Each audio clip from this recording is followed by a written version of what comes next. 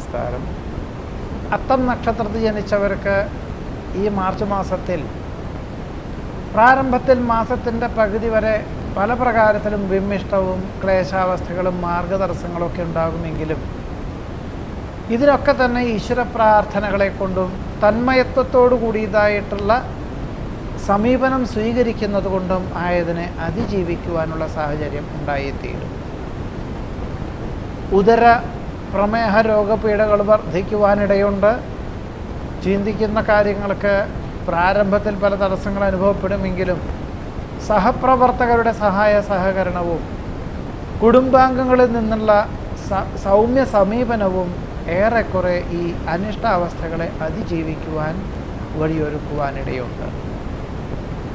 പ്രതാപം, ഐശ്വര്യം എന്നിവ അനുകൂലമായ സാഹചര്യങ്ങൾക്ക് വഴിയൊരുക്കും. കുടുംബത്തിൽ സമാധാന അന്തരീക്ഷം സംജാതമാകുന്നത് വഴി ആശ്വാസത്തിന് യോഗമുണ്ട്.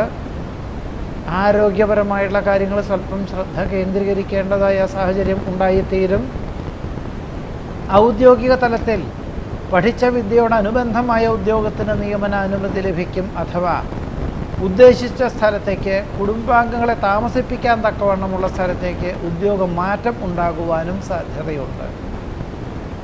എന്നാൽ വ്യാപാര വിതരണ മേഖലയിൽ പ്രതീക്ഷിച്ച നേട്ടമോ അംഗീകാരമോ സാധ്യതകൾ വളരെ കുറവായിരിക്കും.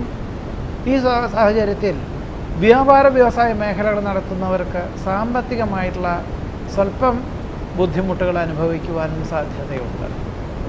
ഏത് പ്രകാരത്തിലും ഈശ്വര പ്രാർത്ഥനകൾ നടത്തി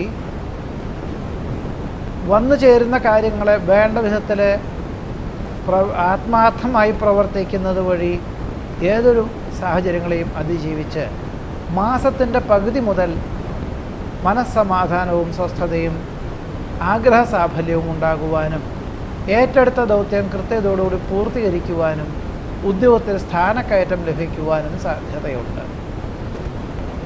നിരവധി കാര്യങ്ങൾ അനുകൂലമായി തീരുന്നത് വഴി ആശ്വാസവും ആത്മവിശ്വാസവും വർദ്ധിക്കും. പുതിയ കരാർ ജോലികളിൽ ഒപ്പുവയ്ക്കുക എന്നതും ശാസ്ത്രജ്ഞർക്കും ഗവേഷകർക്കും പദ്ധതികൾ സമർപ്പിക്കുന്നതും ശാസ്ത്ര പരീക്ഷണ നിരീക്ഷണം നടത്തുന്നതും ആവുന്നതും ഈ മാർച്ച് മാസം പകുതിക്ക് ശേഷം സ്വീകരിക്കുന്നത് ഗുണകരമായി തീരും എന്നുകൂടി പറയുന്നു. അത്തം നക്ഷത്രം ജനിച്ചവരുടെ ഈ മാർച്ച് മാസത്തിലെ അനുഭവ ഫലങ്ങളാണ് ഈ പറഞ്ഞത്.